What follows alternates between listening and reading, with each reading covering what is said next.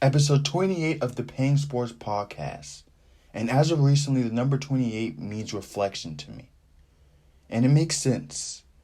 2 can be interpreted as double. You always have to double check your work. 8, when you turn it 90 degrees, it makes an infinity sign. So you're always reflecting. Madara's Gunbai was shaped like an 8 and it reflected all chakra attacks. You could say this is even a reflection podcast. We reflect on sports. Reflection is good, people. But don't get it confused with dwelling. Reflect on everything, but don't dwell on anything. Reflection good, dwelling bad.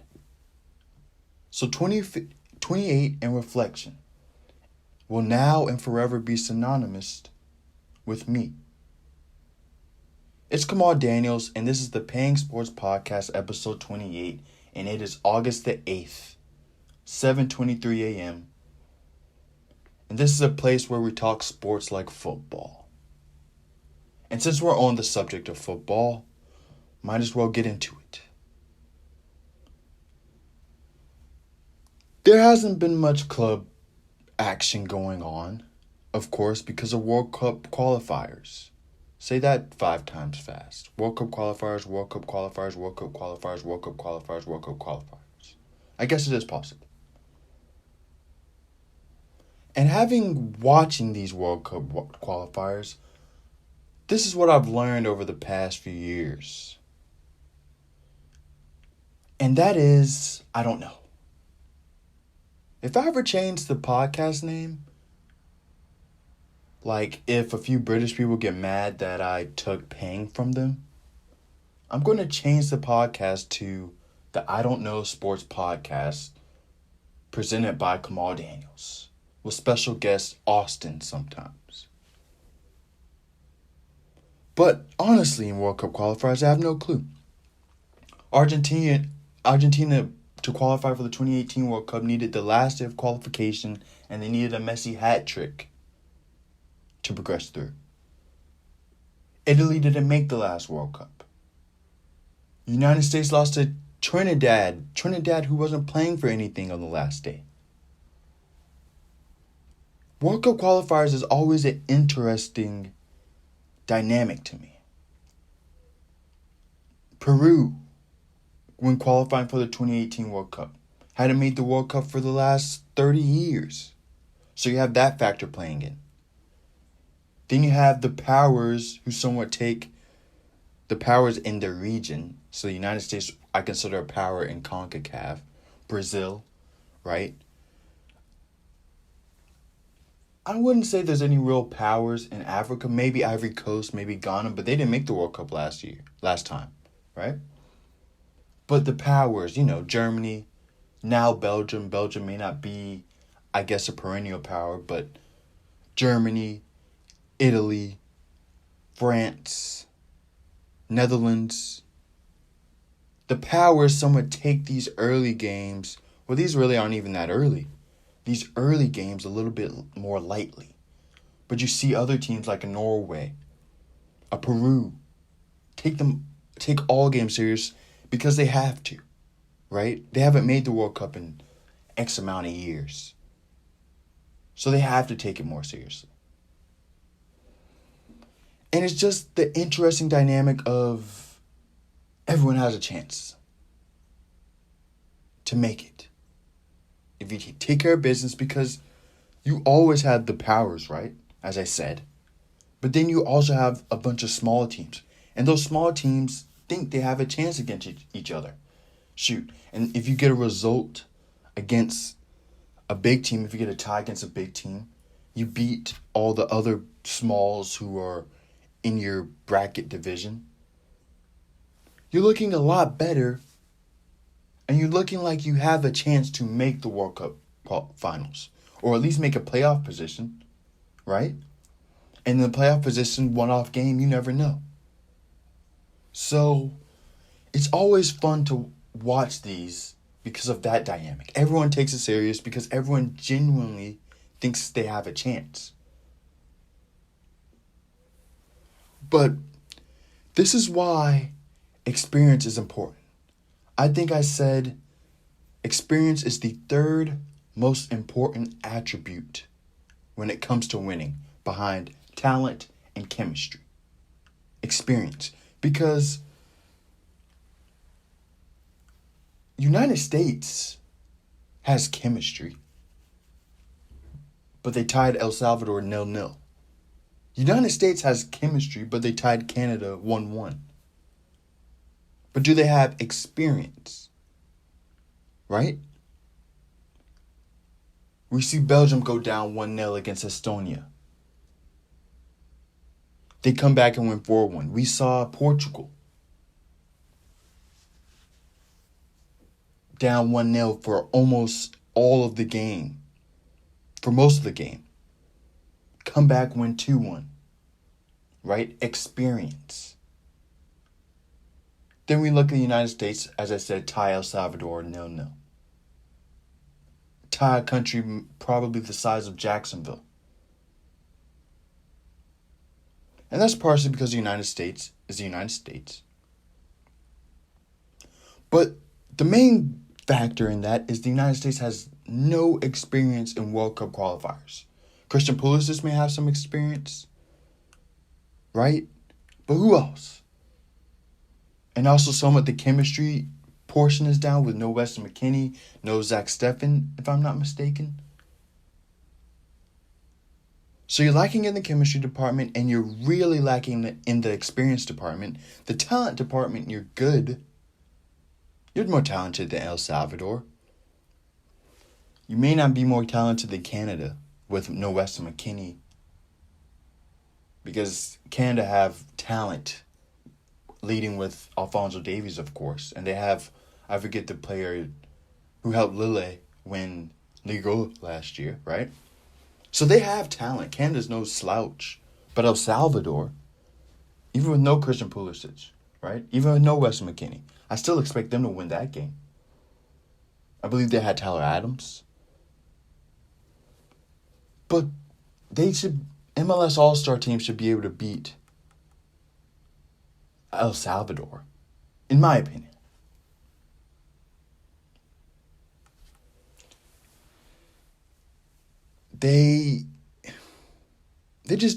It's just experience. It's really just experience. Belgium have it, France have it, Portugal have it, the United States doesn't have it. Now it can grow over this time. This is how you build experience, but they'll qualify for the World Cup. I believe they will. And you could sort of say the United States is sort of like the Arsenal of international football. Except they don't have a storied history, and Honduras isn't coming to play Arsenal anytime soon. They also don't have the time like Arsenal does, in my opinion. Arsenal, they put in a good season, finished 6th, 7th this year. Arteta still has a job. United States don't qualify for the World Cup. They're blowing the whole thing up. The whole thing up. Is that right? Is it wrong? I don't know. Because I did say the next 10 years, I don't know if I said this, but I've thought this definitely. The next 10 years, the United States will dominate CONCACAF. And Mexico will be playing second fiddle. But it looks like now,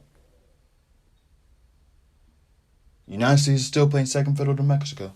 Mexico gets results. Mexico gets victories. If it's in the 89th minute or if it's in the first minute, they're winning. They're going to the World Cup. That's a guarantee. You know? I think it could still happen where the United States dominate the next 10 years. But I'm a little less confident in my pick, in my prediction. The Prem comes back this week. And I finally understand why all these people dislike the Premier League. Well, international break. Because it's just different, man. It's a different schedule, different everything. The World Cup, there's no football for like 2 weeks. So you're just sort of starving for football.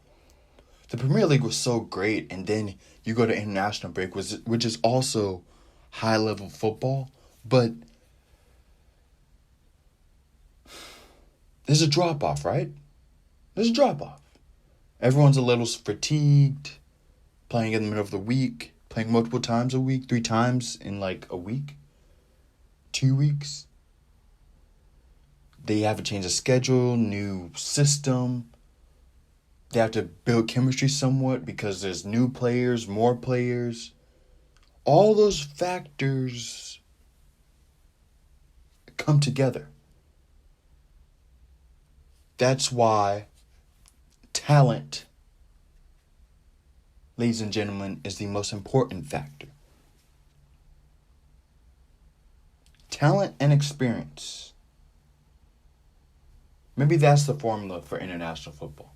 Now that I'm talking it out, maybe that's what World Cup qualifiers are.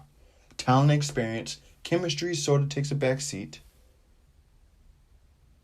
Chemistry equals time over experience.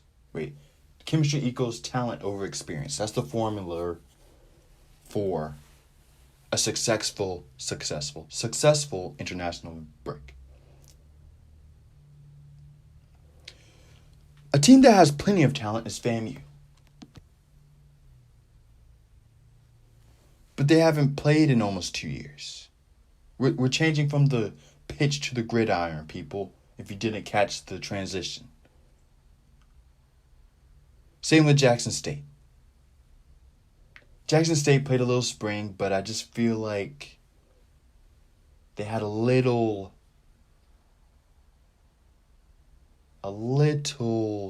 more. And they did just have a little more. They won by 1 point. Good Spring Blossom Classic, man. Looking forward to the next one. You don't want to have a phenomenal a phenomenal one, a shootout, 42-49, 42-45. You don't want that. You want a low-scoring defensive game. Then the expectations are all the way up here. The last Spring Blossom Classic, it was a shootout, man. How about this Spring Blossom Classic? We do 7-6. Right? Show that we play defense. Show there's room to improve. Again, FAMU had literally not played in almost 2 years.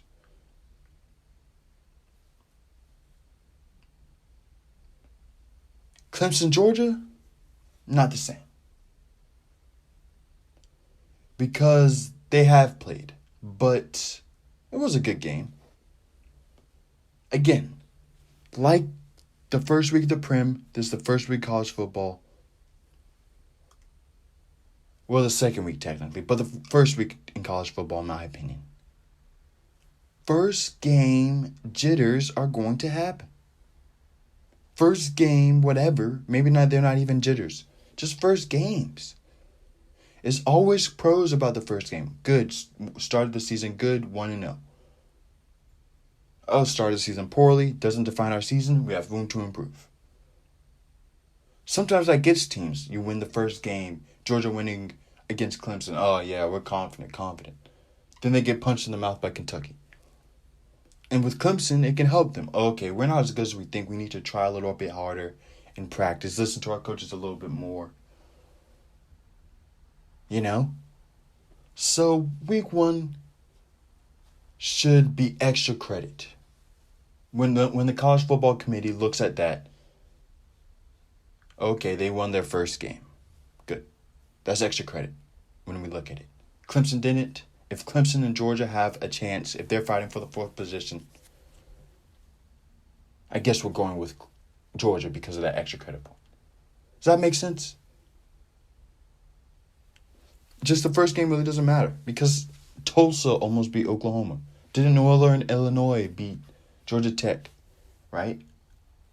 There's a few more upsets that I'm just going over my head, right? Alabama versus Miami. Alabama's they're just disrespectful like that. They have to do that every few years. Okay, yeah, we lost the Heisman Trophy winner. We lost an NFL quarterback 2 years in a row. you know. But we're still Alabama. We're still the best team on the block. We still got the best talent. Yeah, we've had Najee Harris, but we had a guy waiting his time who's hungry, who's a senior, who's from Tuscaloosa, playing running back. Yeah, our quarterback's about to make almost $1 million. But he's still hungry. It's still Alabama. We're still the best. And you guys get in line. They're going to be the number one team all season. Who's going to challenge them? Auburn? Ole Miss? Maybe. 100% maybe. But that's just how it is, man. And Alabama they've pretty much had fans their whole season, if I'm not mistaken. Right? Pretty much. Oh, last year, I should say. They pretty much had fans the whole season. They're like the NFL in Alabama, in Tuscaloosa. No restrictions. Full capacity. They definitely will be full capacity. I think week 2, I don't know who they play. But Alabama's still Alabama. Miami's, every team goes through that. I don't know why teams sign contracts with Alabama. Because everyone's going to overreact. Maybe not to Alabama, but overreact to your loss.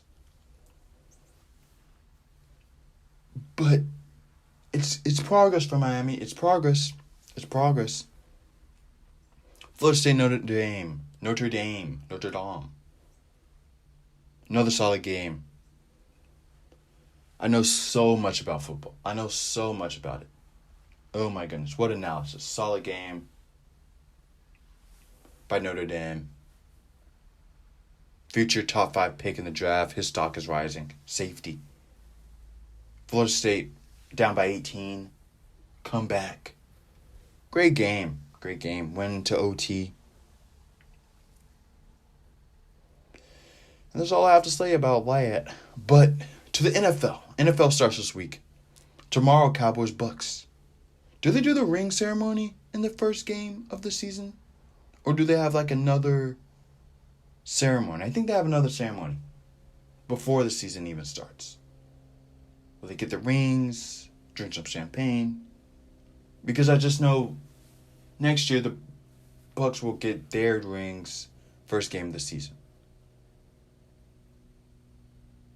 It's different in the NFL. Are we doing full capacity in the NFL? In the NFL? In the NFL, in the NFL. Say that 5 times fast. Who do I got? Cowboys, Bucks. I'm going with the Bucks. I mean, on the script it says Cowboys, and I still said the Bucks. Maybe that's telling me something, right? But I'm going with the Cowboys. I think the Bucks are still going to be on a Super Bowl high. Yeah, we won the Super Bowl. I think it's going to take them to go 0-3 for them to wake up. Or 1-2 for them to wake up. Longer season, they'll get it back together. They'll still win 12, 11 games. But I got the Cowboys. I got the Bucks starting out slow. Cowboys have a little something to prove. 0-4 in the preseason. Preseason does matter. Remember that. Preseason matters. Dak hasn't played all preseason. He's going to be hungry. Zeke is going to be a little hungry. I think he's going to have a great season this year. Ezekiel Elliott, lost offensive lineman, so that's going to hurt, especially against this Bucs defense. I expect a somewhat low scoring, 20-17. I don't know why I predict this score, but I'm going with the Bucs. I'm not going with the Bucs. I'm going with the Cowboys. This isn't a joke. I just keep on saying Bucs. But I'm going with the Cowboys.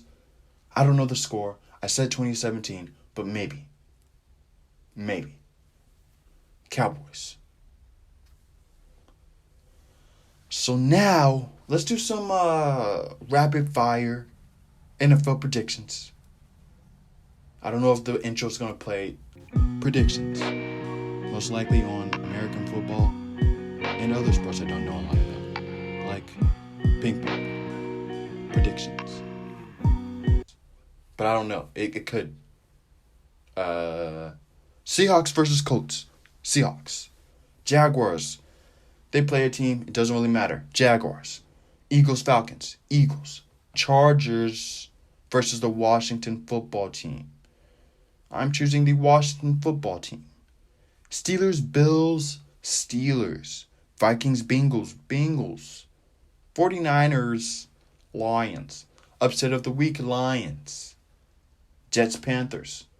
Zach Wilson with a surprise. I'm going with the Jets. Jets, Jets. Cardinals versus Titans. Cardinals. Titans usually start the seasons out slow. People are fresh. They can tackle Derrick Henry. Once it gets to week 8, it's going to become a long season for everyone else. It is. Broncos, Chiefs. The Jaguars play the Titans twice. I'm just thinking about that. Broncos, Chiefs. This is the most up in the air prediction for me. I'm going with the Chiefs. Browns, Chiefs. Excuse me, it's not the Broncos, Chiefs. Browns, Chiefs. I'm still going with the Chiefs. Would not be surprised if the Browns won. And would not be surprised if the Browns win. And everyone says on Monday the Browns are Super Bowl favorites. That would be the headlines. Either Browns Super Bowl favorites or Chiefs still the Chiefs or Browns frauds. Browns will not be super. They could be. I understand if they are. They're Super Bowl contenders. I'll say that. Browns, Super Bowl contenders, not Super Bowl favorites, and not what's not overhyped. They lost to the Chiefs. I think they're in Kansas City. Dolphins, Patriots.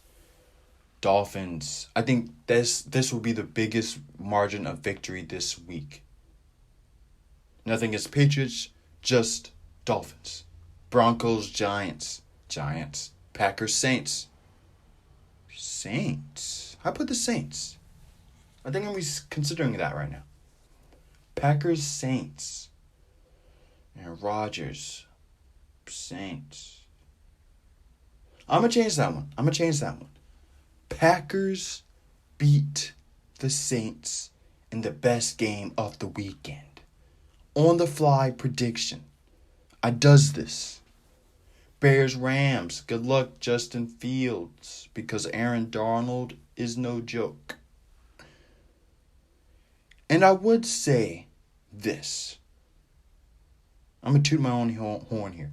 I thought Aaron Donald was going to be good. Never said it to anybody. Never tweeted it. Never posted it. But I thought to myself, Aaron Donald was going to be good. You could say I am a football aficionado with the way I recruit and the way I can scout players. Right? It's something I've learned by watching many years of football. I also have a talent for it. So you can't get it. But if you think a lot and you reflect a lot, you could get to where I get. So word of advice for the day. Watch a lot of football and maybe you can watch football like me. Anyways. Ravens, Raiders. Ravens.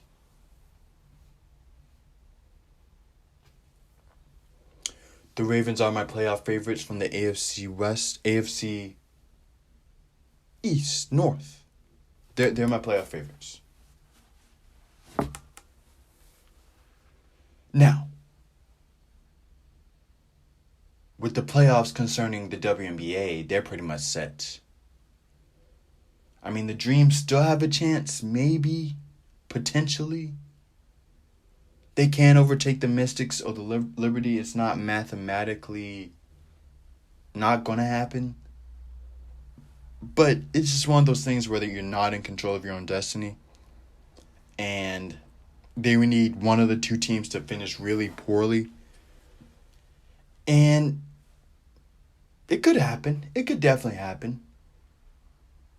The Liberty have lost 2 straight to the Storm and the Lynx. They play the Sun in one of their final 4 games, I believe. Final 4 or 5 games. They play the Mystics. So the Mystics or the Liberty will definitely get 1 loss. I don't think they do ties in the WNBA, if I'm not mistaken.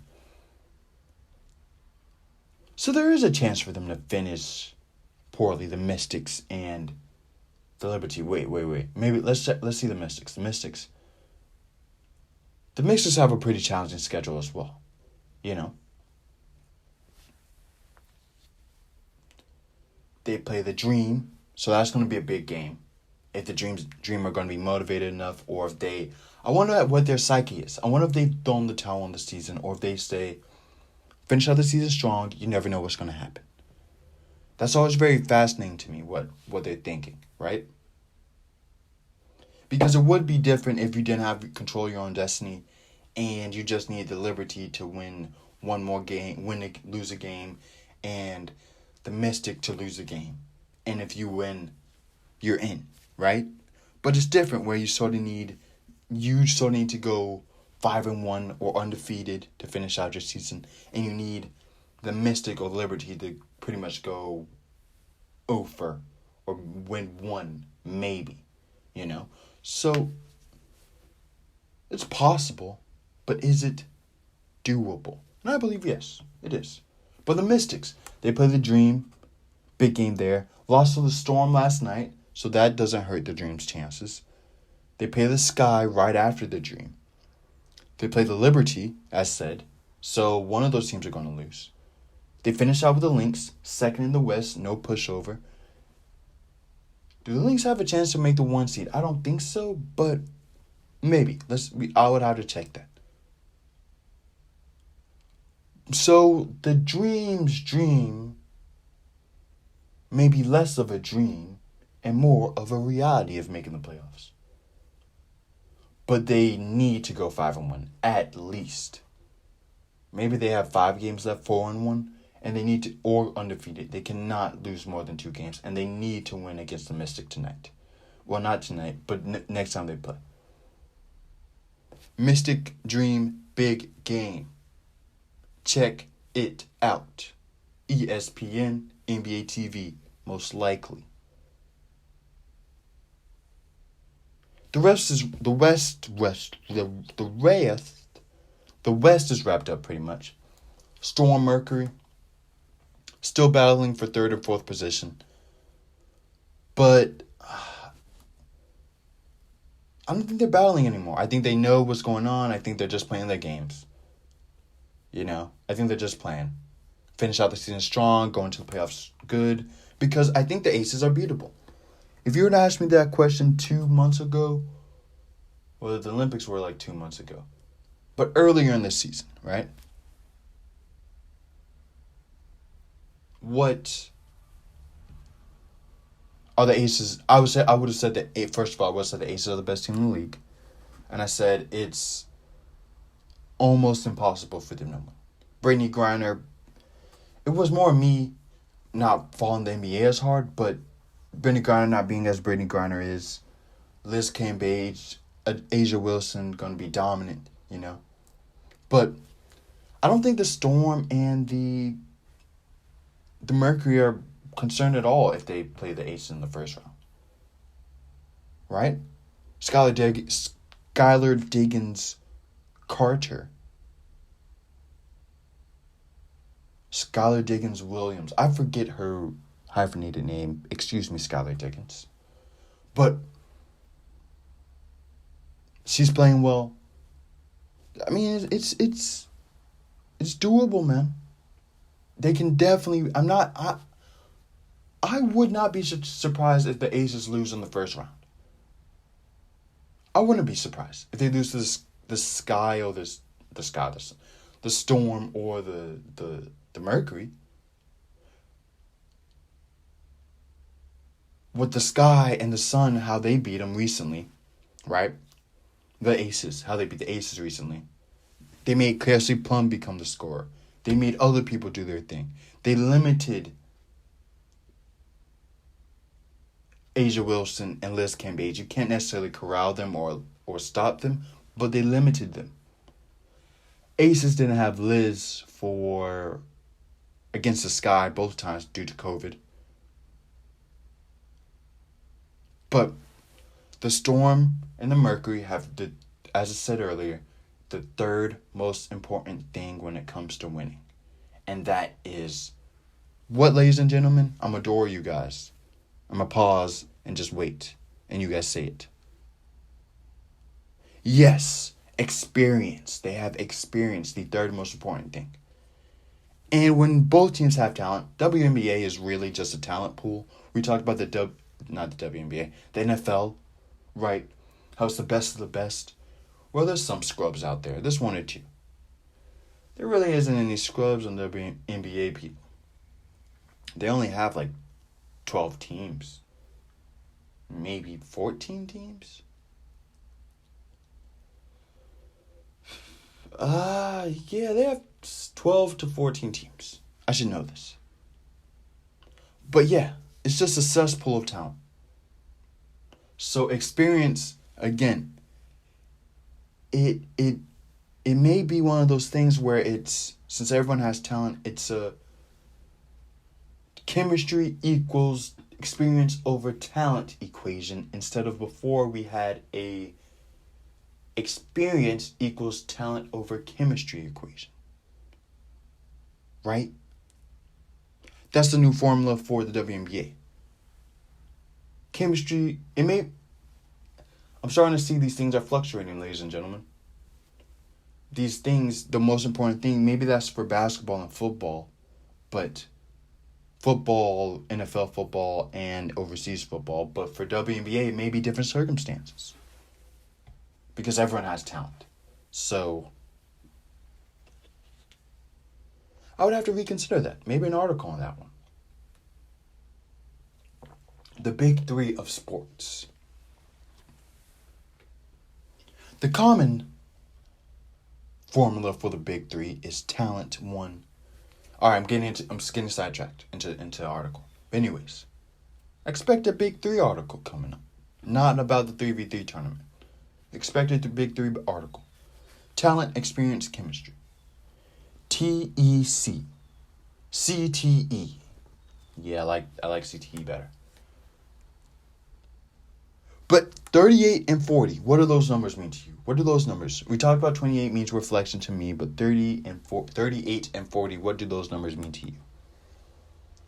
What they mean to me is the ages of Diana Taurasi and Sue Bird. You know, we love LeBron because he's played a billion years in the NBA. 36 years old, about to be 37. Long career. We love Tom Brady because he's old, or I should say experienced. We love them for that. And the WNBA lacks this. The WNBA lacks that. Well, let's focus on what they don't lack. And that is legends still playing at their peaks. Maybe better than any other legend ever at 40 and 38 playing at their peak. Diana Taurasi won a championship a few years back. I believe Sue Bird and the Storm just recently are the reigning champions. They won the other mid-season tournament. Still playing at their peaks, people. Still playing at their peaks. Let's give them some love. Give them some love. And a quick recap of all the games. Sun handled the Wings. As said earlier, the Storm beat the Mystic.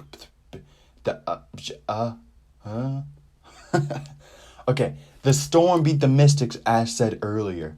The Mercury beat the Fever. Dream helping their case beating the Wings. Sky beat the Aces.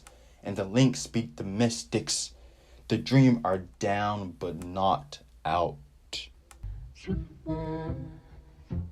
And you are probably in the down but not out boat. So dream, because you're not down now, you're just down. Reflect, because you're down but not out. But don't dwell, because if you dwell, you will stay down. When you reflect, you can think about the mistakes you made, right? When you dream, you can aspire. You can see what you're going to look like when you stand back up. But don't dwell, because you will stay down.